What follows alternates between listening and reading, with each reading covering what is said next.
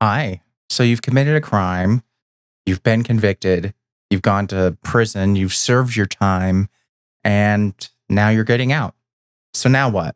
What challenges are you going to face once you get out of prison? Well, I have some firsthand experience and I wanted to share today.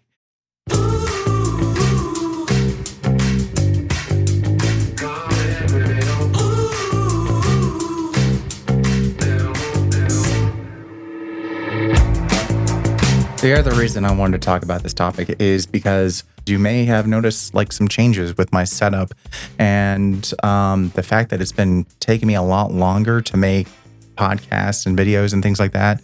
So I wanted to go into that, and it really ties really well into kind of the challenges of getting out of prison and what life is like. And yeah, let's get into it. So, hi, my name is Ryan, aka Rainforest. And for those who don't know, I spent 6 years in Texas prison for intoxicated manslaughter. And and I got out in 2021. We're just passing 4 years that I've been out of prison and back into the free world.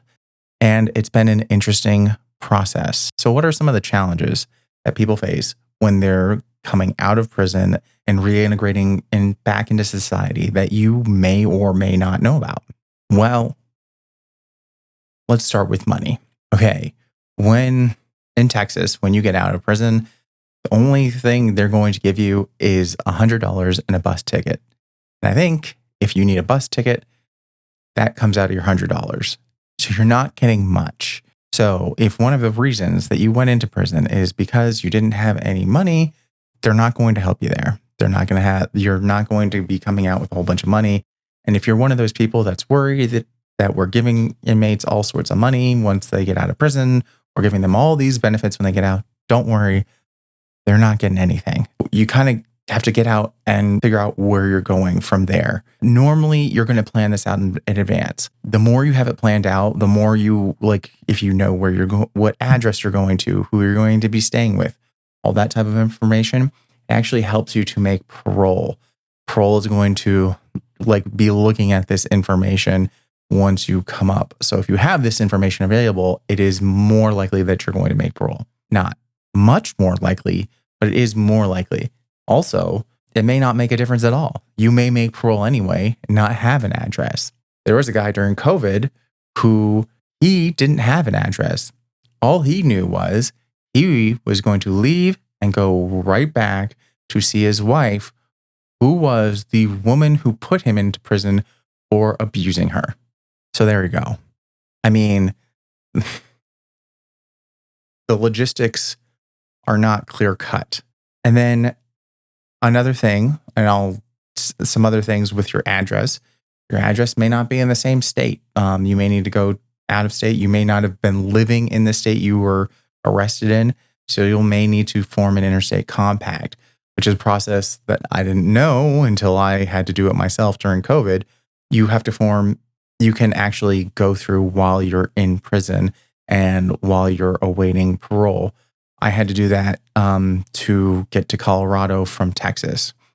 Even though my residency was in Texas when I was arrested, you can still apply for it if you're looking to live out of state, if you have an address out of state. And, you have to have good reasons why, like family, like a job, like some sort of secure housing or like a recovery home or something like that. That will help you ensure an interstate compact. But the other big things is the two states have to agree. Like some states might not agree to uphold like Texas's rules on holding you, because even though I'm in Colorado, I'm still going by Texas's rules for parole and probation because I'm on both. So there's that whole process too. And not all states get along. Some states do more than others. Some states, I'm willing to bet that if it was Colorado going to Texas, less likely to happen, whereas Colorado is more welcoming than Texas is.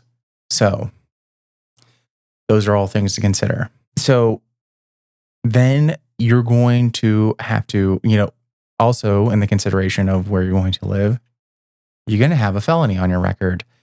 Um, and having a felony on your record, well, that is going to make it very difficult to rent, to get loans, or to find any sort of housing.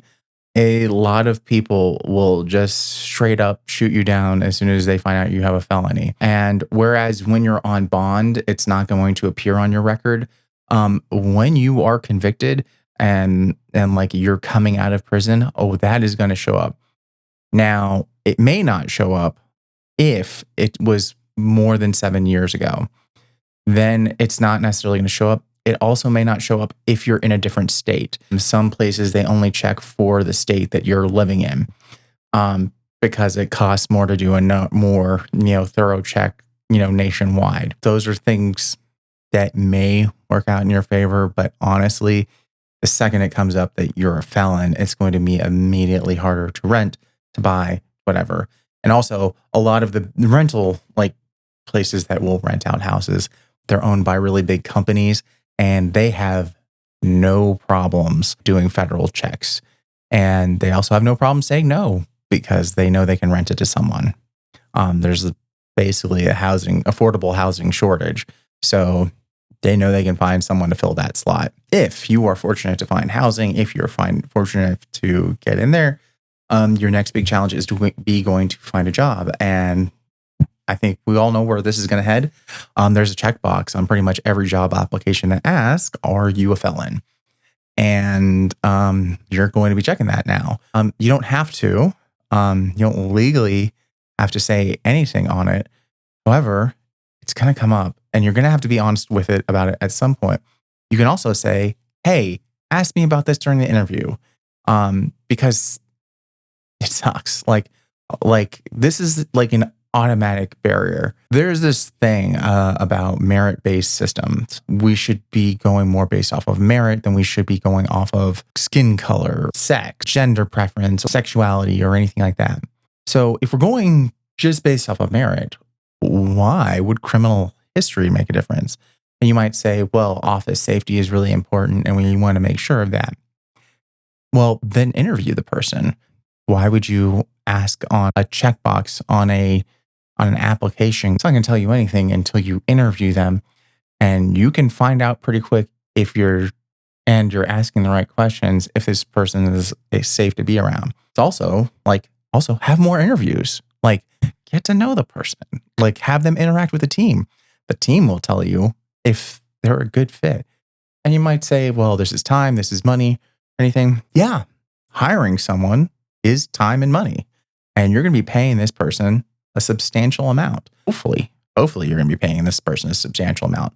So get to know them. Get to see them in action. Get them in the store. So really, checkbox, not helpful. Not helpful information.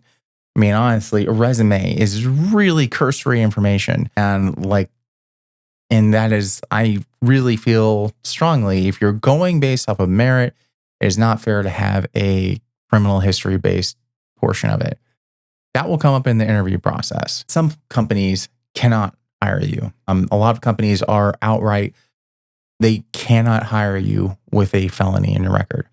You cannot work as a government contractor. You cannot get a top secret clearance. Most jobs in the government you cannot work for because of your felony record. Mainly Department of Defense jobs. Anything that requires any sort of clearance, you can't get anymore because of the felony record. The other reason you wouldn't be able to get a clearance is if you have any outstanding debts or potential ties to other nations. So I'm laughing right now because it's funny to see who seems to be having access to a lot of top secret information, who has a lot of ties to other nations and outstanding debts right now. Because that was when I was getting my top secret clearance before my felony, it was a big deal. It was a really big deal. That was it was a very, honestly, very low bar, but that was the bar. And now they seem to throw that on the rug. So maybe you can have a felony now. Maybe you can just go in there. I mean, the person with the most clearance right now has a felony. Um, and he's doing the next thing on my list, which is also a big deal. And I'm willing to bet most felons still can't get away with, which is traveling to other countries. And this doesn't apply to all other countries, but because there's a lot of other countries you can travel to, no harm, no foul. But Canada, United Kingdom, Australia, New Zealand, if you're a felon, you can't go. No more. They will not let you in. You can book a flight, you can get on the plane, but they will not let you in at customs. I have not tried this, have not tested this theory, but that is, felons are not allowed for whatever reason. Like, if anyone from Canada, the United Kingdom, and New Zealand, it sounds like the United Kingdom is a case-by-case basis, which I kind of understand. But honestly, what the heck, guys? Like, I know you don't want to the thing is like, felony is like a blanket term. Felony ranges from me to people who have murdered people, to people who have abused people, to people who have committed theft, to white collar felonies, like embezzlement and other and just like crimes that are like victimless crimes, quote unquote. Felony is a very broad term on that part. And the other thing is, felony, as we have also seen, can also be very politically motivated. So someone can be a felon because something at the moment is a crime. Give an example. Abortion. All right. It was a crime. It wasn't a crime. It is a crime. But mothers can be charged, or mothers, fathers, or they can be charged with abortion. And now as a crime in some places, which wasn't the case, and then all of a sudden is, and then they're not allowed to travel to other countries. It is an interesting challenge, interesting dynamic. So there's that. So if you get out of prison, remember, just be aware. Don't plan any travel outside the US. Sorry, folks. So yeah, that's kind of the basics of things you need to look out for. You're also going to have to look out for the fact that if you're on parole, if you're on probation, you're also held to a higher standard. Believe it or not, things that would not get most people into prison can actually get you locked up. All right, let's get some, for instance. While I was on parole, I had to make these calls every month to the parole office. And if I didn't make the call, it's entirely possible they could have put a warrant out for me. Once a month, I had to remember, make a call to this number. This number was automated. It was a pain. It was a mess. I've had to wait for over an hour on that line before. If I didn't get the call in, if I didn't get my confirmation and everything, yeah, they could have gotten a warrant for me.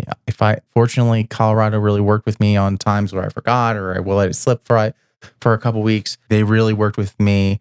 The other thing, UAs, I have to stay sober. So UA means urine analysis, which means I have to go get pee tested randomly at times.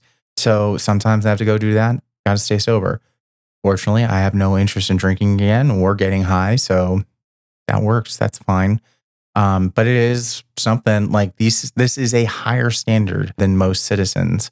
I have to keep a job. I have to be employed or be constantly seeking employment. But the thing is if I'm not doing that, I'm not meeting the standards of my parole and can potentially go back to prison. Considering that it's really hard to get a job as a felon, that's a big ask.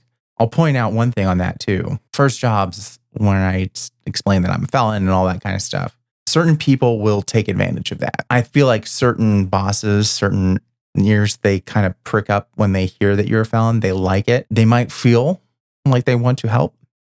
They might feel like they're doing you a favor. They might feel like that. And in their way, they might be trying to.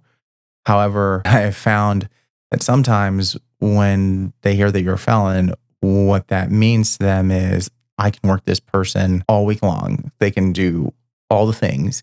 I'm going to throw everything at them. If they make a mistake, I'm going to put them through the ringer. If they don't catch this one flaw on this one email, I'm going to let them have it. I don't have to let up. If they aren't doing all the things that are required of their job and parts of my job and parts of this other person's job, then I'm going to let them hear about it. And they feel like they can because they feel like as a felon, you don't have many options, which is not cool. Not cool. So on that pleasant note, let's talk about what's going on right now, the cool mics and all that kind of stuff. So as you may know, I've been trying to make like the Shakedown profitable, been doing some work teaching podcasting classes and things like that. And long story short, it didn't quite work out. However, I did find some new work, which did work out and has been working out pretty well so far. And I'm very happy about that. However, I am still doing, as you can see, I'm still trying to do the podcast. I'm still trying to get stuff out there. So I'm sorry if it's delayed. It will keep coming. And I'm still doing some production work, which is why the new equipment, because I'm doing some stuff with the Longmont Chamber of Commerce right now, helping them with the production coming up. To be clear, the Shakedown isn't helping them, just Ryan and Wayward Press, just different. And the chamber is not endorsing my political views at all. Just saying right now. That's why you're seeing some of this cool stuff. I'm testing it right now for getting ready for this chamber podcast. I may put up some links as stuff is coming out because we're going to have some cool stuff going on. I'm really excited about this right now because I finally have like a really great podcasting rig, which is like an act of my own that I can use. I can take places and help people sound really good, including myself. And I'm hoping, once again, as it has this morning, to help me record and to do more and to help get you all out there in podcast land some great content. So with that, I'm going to wrap this up. I'm going to thank you so much for listening to this diatribe. Hopefully it was informational. Hopefully it helps. A lot of people don't know about the airplane, like the flights to other countries thing. So I thought that was thought it'd be fun. I thought it'd be interesting to list out all the challenges. Believe me, I didn't know all this stuff going into it. Wish I had. I would have done way more traveling while I was on bond had I known. But probably for the best, I didn't. Anyway, thank you all at home. Hope you're doing well. And I will see you next time on The Shakedown.